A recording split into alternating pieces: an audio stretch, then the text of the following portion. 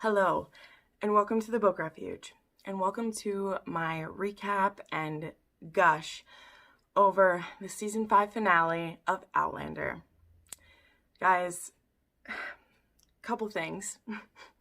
Number one, thank you for your outpouring of support after last week's episode. I have never had more invigorating and intense conversations about Outlander in the many years that I have been reading the book and watching the show. Number two, yes, I'm recording this the night of. I just finished watching the finale about 6 minutes ago, and I touched up my makeup because I cried. I'm gonna cry during this. You guys are used to that now, but I promise you this time I'll get to it. I'll get to it because this was emotional. Also, I'm recording it at night because I want to keep drinking, and if I record this on Sunday morning, I won't keep drinking my brandy. I have some blackberry brandy right here that I've been sipping on to help me make it through the night, and I don't know about you, but this was pretty crazy. Let's go ahead and dive into this. I have so many emotions and feelings. But the first thing that I'm going to say, I'm just going to get it out of the way. I can't think of another episode besides the finale, or maybe Wentworth, that so perfectly transcribed a feeling that I had while reading the book into the show. Those of you who have been watching these reviews this season, you know that has been the single most frustrating part for me. While I promise you, almost this entire review, this recap is going to be me just gushing. The part that I'm frustrated with has nothing to do with this episode, but has to do with the fact that they can make this. They can make this. And I've suffered through a season that only had a few of these kind of episodes. And so this is the kind of episode that keeps me coming back and then leaves me unsatisfied when I see subpar episodes. Anyway, that's a side note. We'll speak about that later, because at the end of this, I will talk about a little bit of my speculation, because we've been talking back and forth in the comments about, is there only one more season? Will they go all the way through? Are they skipping ahead to the end of the books because this, whatever. And Outlander starts as of now, basically. And I have many videos planned and discussions and book clubs and things that we will do in the interim, where we can talk about those things. But tonight is for talking about Never My Love, the season 5 finale. And yeah, how are y'all doing? I'm here to be therapy for you. Notice I'm speaking in a calm and relaxed voice and drinking.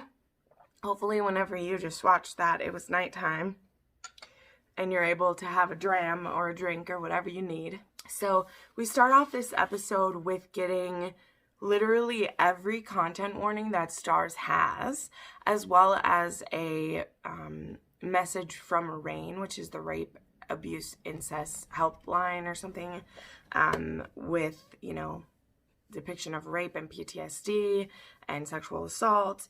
And we literally get every warning that is possible to have on Starz. And then we're thrown into this very interesting time space where Claire is in the 70s, and she is in this beautiful red dress, which there was a lot of beautiful symbolism whenever they showed. I'm going to call it her Fortress of Solitude, just because I'm a nerd in other aspects as well, and that's really what it was. It's that place where Claire goes in her head to survive the abuses and assaults that she goes through over a period of a few days, where she is continually beaten and abused. And so we start this episode, and there is no opening. It shows the previously on as these like flashes, And then we actually don't get our Sing Me a Song until it is now over the end credits, which I thought was a very beautiful thing to do. And I agree that it was better not to have those because it doesn't break up the flow of what we are in the middle of. You know, they're really using their time wisely.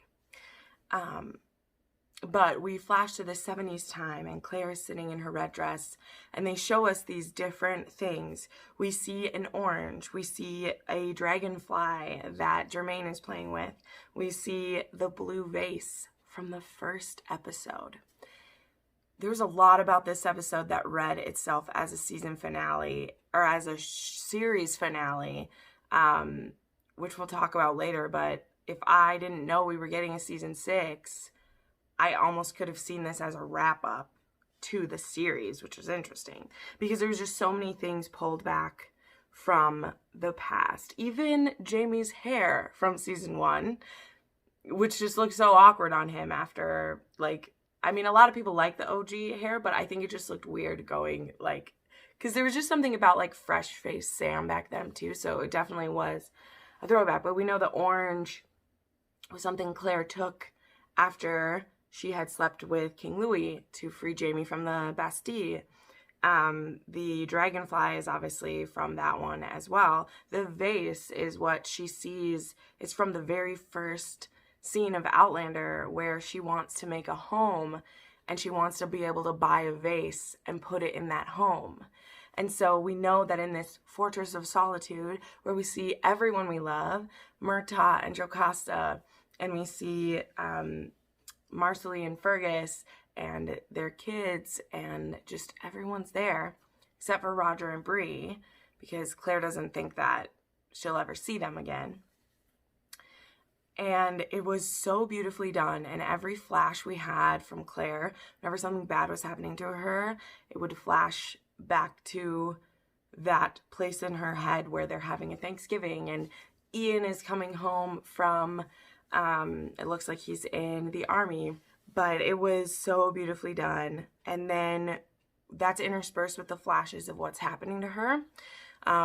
We see that, so the reasoning for her being taken is Lionel finds out who she is and what she's been doing. And I still don't totally agree with this because it explains why Lionel would be pissed. And I know we're supposed to assume that all the women in Brownsville, like, agreed with this paper enough to have said something to their husbands about it. And I'm not sure I, like, quite buy that every single woman who read it, number one, believed it, and number two, decided to start practicing it. Because I just don't think that, like, I feel like Lionel's wife was desperate enough to want to prevent pregnancy that she did do it. But I just feel like that reasoning doesn't hold up for the fact that there's like 20 men who come to get her. You know what I mean? But whatever. He also is like the brother of the leader of that town, so maybe that's why he's able to round more people up. But I still think it made more sense if they were just trying to steal his whiskey, because they would have tasted the whiskey when it got brought there earlier in the season when Roger was trying to keep them happy. And I feel like that would have, you know, like they wanted to go steal the whiskey then would have been a good enough reason. But it's okay. I'm so past that. This episode was so good. The point is like, it's, now she's with them. And Donner, we meet Wendigo Donner, who is someone who we haven't had a chance to talk about him completely yet. Like, there's a lot more that goes on with him and this is why I think it's hard to, that they do kind of jump books. So this is the first time we meet Wendigo Donner in the books too, is when he is with this group that kidnaps Claire. So I understand that part of it. But either way, we're meeting him. He asks if they have Ringo Starr in her time, and then he talks about a man in the moon and realizes that he's from the future. He's obviously been stuck here for a while and he needs to get out. And Claire's like, hey, I have gemstones, which will be, I feel like, is an important tidbit for later on, as well as she's like, I know where Stone Circle is. If you help me get out of here, I can help you. And he's like, they can't get suspicious. Just wait, and then I'll help you later. And she's like, you know, like, you don't want to mess with this. And so she does actually lean into being a witch at one point too, saying that you're all going to be dead by dawn, which is a very spooky foreshadowing for them.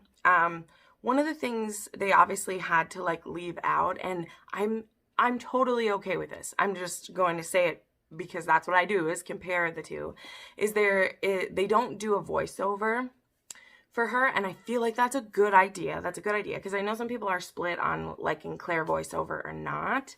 So I understand that it's more dramatic to have her just like wheezing, and like if you've read the book, you know she can't breathe in the book because the blood from her broken nose is going down her throat and she's choking.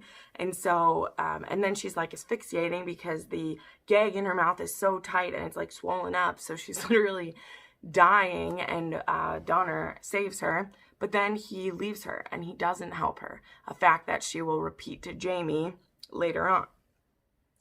And so we have the rapes happen to her, which in the book, I believe she's only, I don't want to say only, I'm going to stop along these lines. Basically in the show, they have there be more rapes of her than in the books.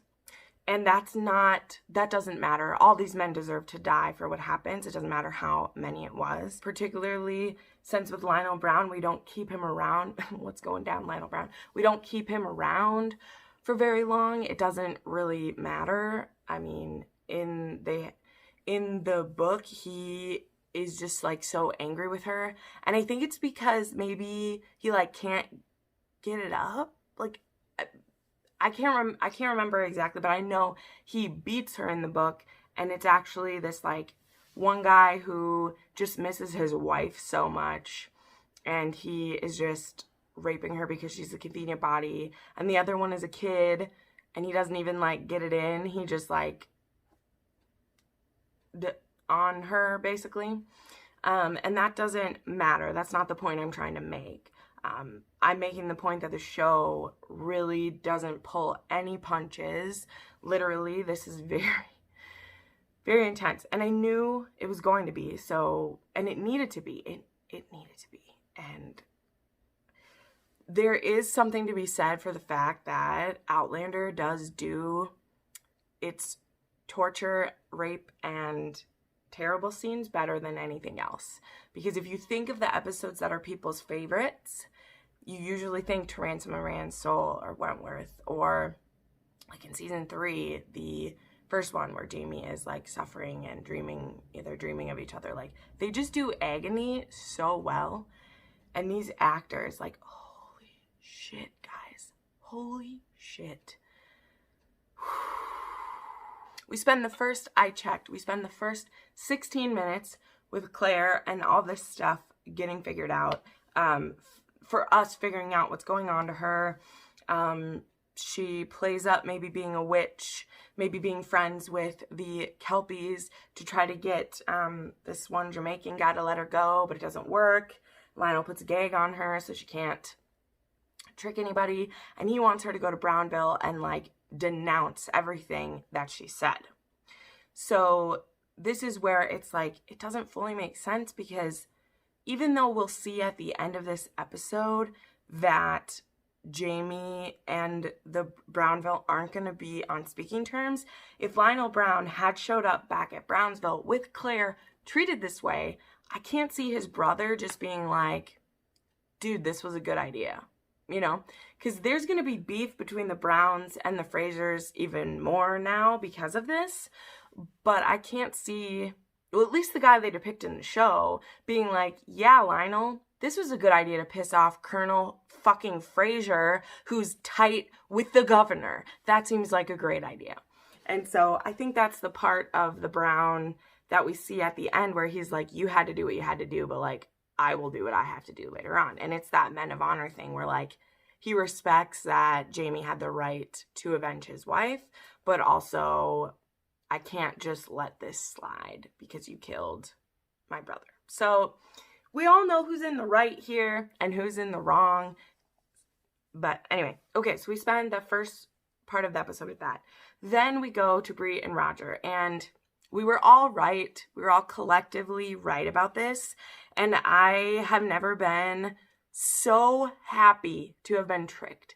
I am thrilled. I don't take back what I said last week because I still say that this was a cheap trick for them to do, because I don't like the idea that they wanted to go, but I do like the idea that particularly Roger shows that he knows that this is home. He doesn't have anyone else back in the future, which is why I was so frustrated last week. And I'm so happy to say that the writers earned a little bit of trust back from me. I'm not ready to give it all, throw it all back, but I'm willing to give a little bit of trust back that this was all a trick. And they did indeed go in and bounce back out because they were thinking of home, and the home they were thinking of is the Ridge. And so they just end up right back where they were. And it is indeed Ian that little Jem is running towards. And I have never been so happy that that's the thing. I'm happy that I was wrong. I'm happy that most of you who wrote in the comments of that video that was our guess, that that's right. I am so okay with that, because I would have been pretty pissed if they ended up back in the future. And I like that there's that moment where they're like, well, what are you thinking about? And they say home. And yes, I like that. This is how they prove it. I wish that they came to that conclusion before we did this whole hullabaloo, but I'm okay with it. Like, I'm okay with it. It's fine. And so they head back. They see the crosses burning. They show up. And then I was so happy again, because I didn't get everything I wanted from Roger, but we got this, and this is a big step that they're taking, and I hope that it means something. I still would have wished, all right, after we do this, that Jamie and Roger got to have a scene acknowledging it. That's something that is the right thing to do, and then you give them positive reinforcement for it, and that's just what I want Roger to get. But Jamie's forgiven because he has a few other bigger fish to fry, but Roger says he's coming with, and Jamie just kind of looks at him like, what are you going to offer to me? And he's like, you called me when you said you'd like the cross. You called me as a son of your house. Did you mean it? And Jamie says, yes, I did. And he's like, there is a time for men of peace, and there's a time for war. And this is the time. And I was like, thank you. Thank you so much for letting my Roger be the man, if even just a little bit the man that he is to me. We got to see some of that, and we get to see him put it into practice almost immediately. So we don't waste any time. I didn't know how long they would drag this out for, and I'm really glad that we got to, you know, that they didn't make us like wallow in it for a very long time. Like, you sit with it, you sit with Claire, you see what's happening, you feel it, it hurts, let's move along. And so Claire wakes up to fire and havoc, and Jamie's tribe men, they come out of the woods and they do their worst, and they slaughter this group of men. Roger kills his first man. The Ian has went full mohawk for this, so he was in his warrior dress, and they slaughter, and Jamie makes it over to Claire, and just, ooh, Sam Heughan, his acting and just how he looks at Claire, and it's just the anger and the hurt and the fear and the pain and the love for her is just, it's all right there. And it's just, it reminds me of so much of this reminded me of season 1. You're tearing my guts out, Claire, is what came to me, but for a completely different reason this time. Not just because she's being stubborn or something like that. And this time she didn't go looking for trouble, but it finds her, doesn't it? And so Quincy Meyer, they come over and they said there's still some men left alive. And Quincy Myers says, would you take your vengeance on the mistress? And Jamie says there's an oath upon her. I will do her killing for her. And Ian, without hesitation, says, and I will. And Fergus also says, and I will. And so Jamie asks her, who and how many? And Claire just says, like, I'm not sure. And so Jamie just looks at them and is like, kill them all. And it is that, like, the ice just drips down your spine, as well as you say, fuck yeah, because they all deserve to die for what they've done. And Jamie is just his warrior Scottish self. He's got his kilt on. He's got the flames behind him. He's got righteous vengeance in his heart, and it is beautiful. There are a few episodes else that I can think of where I just feel this kind of deja vu, where the Jamie on the screen is the Jamie of my heart. And what have I been saying this whole season, guys? The thing that I have whined about and been upset and cried about has been, I haven't seen my characters, the people that I love. And tonight, I got all of it. And it was beautiful. It was beautiful.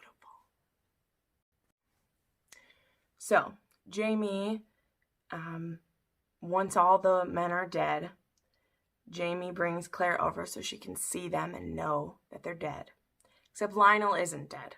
And so Roger stays their hand because they're like, we need to find out what was really going on, if this was just a one-off thing, if, you know, well, he's not saying this. I'm expectorating, you know. But that's the idea, is he's like, yes, we will torture him and find things out. And so Jamie brings Claire home, and oh my gosh, they stop along the way, and she's like, I was seeing Roger. I must be like making things up. And he's like, no, they didn't go. It didn't work. They're still there. And so when she gets home, Bree and Marcelly are there to greet her, and ooh, oh, it was so painful yet so beautiful, because Claire, you know, Claire has been thinking Marcelly is dead because she got cold-cocked. She's been thinking that her grandchild is probably dead and she wasn't there to be able to help or do anything for it. And so to see Marcelly alive and well is just such a, you know, it's a win after so much loss in just such a short time.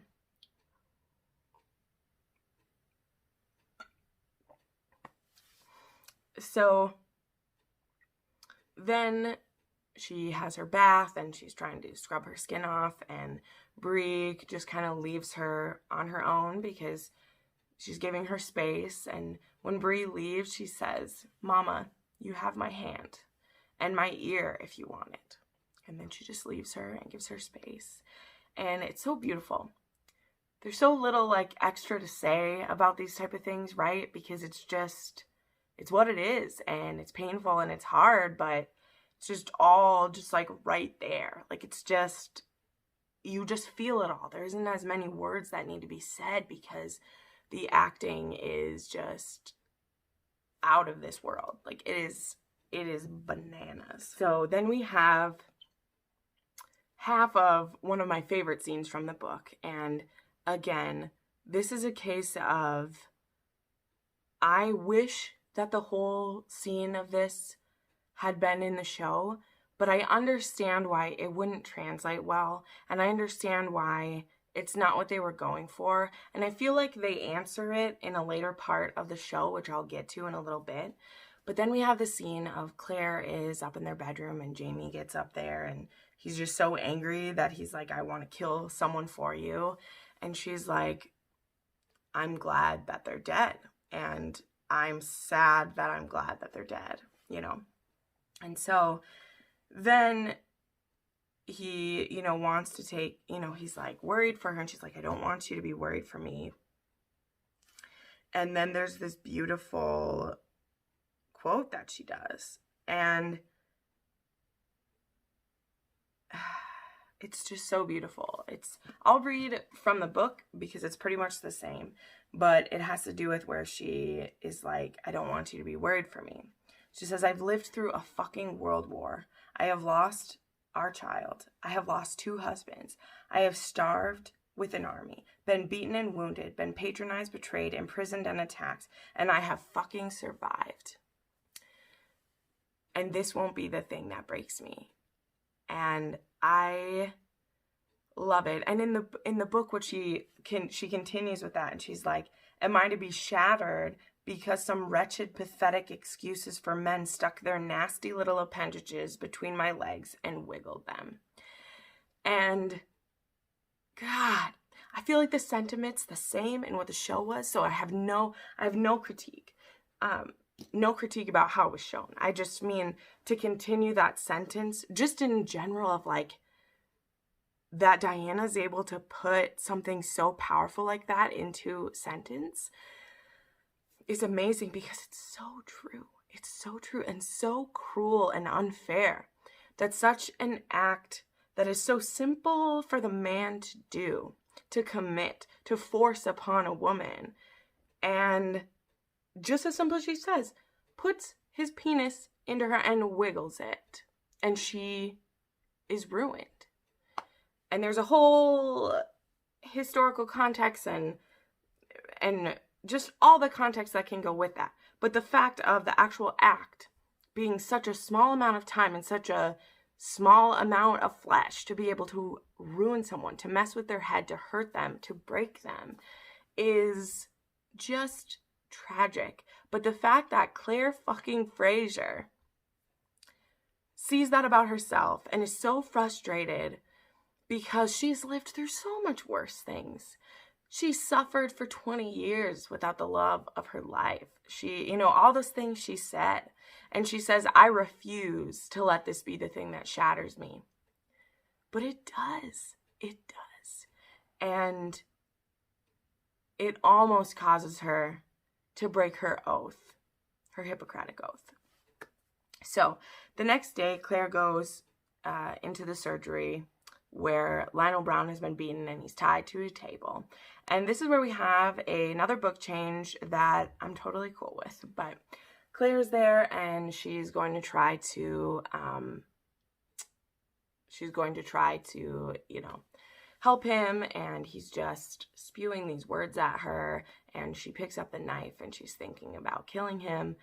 And then she says, I will do you no harm, because she won't let him take this last piece from her. She won't let this man make her a murderer. But Marcelly isn't a doctor. And so instead of giving him comfrey, she gives him a poison and she kills him. And so this is a change from the book, because it's Mrs. Bug who kills Lionel. He does kind of the same thing he does to Marcelly in the books, where he taunts Mrs. Bug, and we only have her word for this, though, and we know Merdina Bug isn't the most upstanding citizen we have, but she actually smothers him with a pillow in the book, and Marcelly uses a syringe and kills him. And then she's sitting there on the ground when Jamie finds her, and she asks if she's going to hell for killing him and if he's going to haunt her, and Jamie assures her, no, that's not going to happen. And he says, what's done is done. And then he takes Lionel Brown back to Brownsville. As I spoke earlier, tells his brother what he did, explains to him he did what he had to do. And Lionel Brown, the other Brown is like, okay, but I'll do what I have to do. So there's kind of this little bit of a threat hanging over us. And yeah, then we just have a few other things that wrap up. I mean, we have a Jamie voiceover, which I need to look up which book that this is from, but I know it's from one of his chapters, and it's him saying that, like, he knows what he's willing to fight for and die for, and it's a really beautiful passage. We don't get much Jamie voiceover. I think there's only 1 or 2 other episodes in the whole show where we've had his voiceover, and one of them is from season 1, The Reckoning, when we get things from his point of view. And it's really powerful. And so then we have also the last line, we have the last line of the fiery cross, which I always love this line. I think a lot of us do, because it's something that Diana's husband actually said to her once. I'm gonna cry. There's a lore, if you read the books, that a lot of Jamie's character is based on Diana's husband, Douglas. And I just love that. It's not his whole character, obviously, but a lot of the sweet lines that Jamie says, they've been said to her by her husband. And one of them was, he just looked at her and said, if the last words from me to you are not, I love you, you'll know it's because I didn't have time. And I love that. And so we say that line. And then we also see some wrapping up of Bree and Roger. They're back in their bed at home. They realize that they're happy being on the ridge. They're happy that the ridge is home. They've taken the road less traveled, and it's made all the difference. And we're just really getting to see that, like, okay, we're going to stop being anxious about if we can leave. And hopefully this means the next season we will get to see them really start to dig into who they are. Maybe Roger will find a new occupation. Maybe Bree will find things that fulfill her. And we can really get down to business, you know. Speaking of let's get down to business, sorry, I almost broke into Mulan. One of the things I meant to mention is when the Fraser's men were gearing up to go to war, I was totally had the Savages song going through my head from Pocahontas, where they're like gonna go attack each side. Anyway, that's the vibe I got with like the fires and then like watching Ian like put on his stuff. Anyway, Disney moment. Ian's so badass. I love Ian so much. I love him. And then with some of our final scene, we have where they go really tasteful with the final love scene. So this is where I said earlier, when Claire had her shattered scene, that they did half of a scene from a book. And so the way they end this episode, they come from black to them lying in bed naked together. And you can assume that they've just had sex for the first time since whatever. We're just supposed to infer this. And it's very beautifully done. A lot of the love scenes this season have not been great, how they have done them. And I really appreciate that we just had them talking afterwards. Even though that scene from the book, I'll talk about in a second, that scene from the book is one of my favorites because of the raw emotion. We're kind of past the raw emotion part of the book, and we're at that part where we're trying to have peace. And so Jamie calls her brave, and he asks how she's feeling, and she says safe. And that's the end of season 5. And it also threw me for a loop because Stupid Stars has a new show tacked onto the end of this one. So anyone who started this on the Stars app was probably super giddy because it said it was 149 minutes. And no, it was only 50 minutes long. And there wasn't a from a producer's table at the end either. So I don't know if they're going to put that out later or what's going on, but maybe they just felt like they didn't want to explain anything more, which is funny because they made an episode that is just so good and follows the book very closely. Like, I'm very happy with this in translation-wise, which, you know, I've been a harsh critic about that.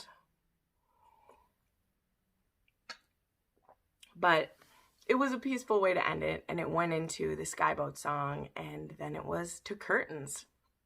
But as I was going to say, so the scene in the book, after she shares that, like, she won't be shattered, Jamie had previously spoken with Roger. And honestly, this was one of the reasons last week I was so angry that it looked like Roger was leaving, because this conversation that Roger and Jamie had, which they still didn't have in this one, but I'm not as mad because at least Roger was there and got to have some kind of manliness about him. Jamie asked Roger if it helped him to think that Jemmy was his, even though we're pretty sure Jemmy is his because of the fact that he can travel now. But at the time, they weren't sure because Bree and Roger had sex so close to when Bonnet raped her. And in the book, Claire hasn't completely gone through the change yet, menopause, and so they're worried she could be pregnant. And so Jamie asks Roger what he thinks. And Roger asks Jamie, he's like, well, I think a lot of it has to do with, would you be able to love the baby if you're not sure? And he's like, well, I'd be able to love the half of it that was Claire's, but I don't know that I could ever fully appreciate it. And Roger's like, well, obviously, you need to talk through this with your wife, and this is really awkward for me because it's my mother-in-law, and you're asking me if you should have sex with her after she's just been raped. And but it's a very powerful conversation, and it shows how deeply Jamie trusts Roger, that he would ask his advice about something so literally intimate and intense. And then Jamie brings it up to Claire and says to her, I think we need to have sex. And Claire's just like, what? And he explains himself, and she's like, oh yeah, we should, but I need to be really drunk first. So they get drunk and they have sex to make sure that if she would be pregnant, it would be, they could pretend it was Jamie's. So I understand why that didn't need to be in the show. Like I said, I'm not critiquing this. I think it was beautiful that they showed that we're not going to have the same issue where back in, Dragonfly and Amber, where Jamie had problems in his sex life after being raped, that Claire's not going to let that be taken from her. And I think it was just so powerful. It's so powerful. That's all that I can keep saying. I wrote in my notes, I can't think of another episode I thought was so perfect. So I'm stunned and pleased and proud to say that this season ended on I hate saying high note. And that's the thing that just drives me a little bit crazy, guys, is that when we have the character stuff where things aren't so dire, it feels wrong to me. And then we have probably the third harshest possible episode of ever, and it's like the best that I've ever seen. Like, I'm just trying to think, because maybe I'm just jaded towards the episode Sassenach because I've seen it 15 times, and to me it's not as exciting because it's not, Jamie and Claire aren't bonding yet. That episode is about like Claire wanting to get back to her husband, whereas this is completely about the bond between Jamie and Claire having a fortress of solitude that protects her mind so that when she comes home, she's still there, and it also reminds me of what Jamie says to Claire back in season 2, when he says that there's this space in your mind that belongs only to you. And that was the part of his mind that Blackjack wanted. And so he'd ripped that place down. He'd ruined it. And so Jamie he explains it as he's trying to cover himself with a leaf. Like, he has no shelter. He has no safe place. And for Claire, Jamie is her safe place. And in her head, she kept dreaming of him wrapping her in a blanket. And that's what happens when he finds her. He wraps her in a blanket. And he is her safe place. So this episode had so much beautiful imagery. It had so much direct book to show adaptation. Jeez, I can't talk. It's late at night. It's late, guys. But it was so wonderful. This is one of those it's like my favorite, and I don't want to watch it again, even though I'll be watching it again tomorrow. With one of my friends that I watch the show with, but I'm so I'm happy that this season ended so beautifully, and I hope that this was just an indicate, like, they can do such great things. They can do such great things, and I hope after we've had this weird jumpity around and all these things, that if we're gonna push towards the revolution, fine. If we're skipping all these characters that I want to be here, fine. But I don't know. I don't know what's going on because reasons. But I'm okay with it. Because this is one of the best episodes of television I've ever seen. And I feel like if Outlander was on the same level of Game of Thrones, this would go down as like a red wedding episode. And I think it will be mentioned in the likes of To Ransom a Man's Soul. Because this was beautiful. So I'm going to wrap this one up, guys. It's very late. I'm hoping to get this up earlier in Sunday for you, which hopefully was what happened. I stayed up late to film this for you. Like I have shared before, please stick around with me. I just put up my review of An Echo in the Bone. I'm going to be starting 7 Stones to Stand or Fall now because I want to wait just a couple months to read Written in My Heart's Own Blood. I don't think I will be able to wait that long because I want to read more right now. But I will continue to have Outlander content for you. Coming next week will be my ranking of all the episodes of Season 5, followed the next week by my top 10 favorite episodes of Outlander ever. So I definitely have some Droughtlander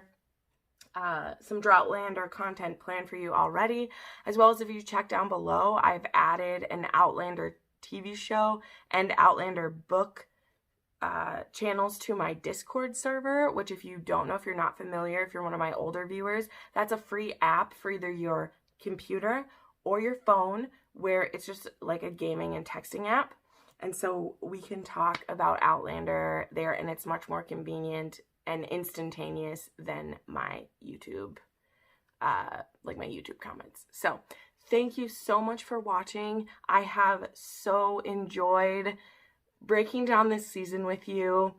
Lord willing, I'll be back for the next season, but from now till then, Slanti.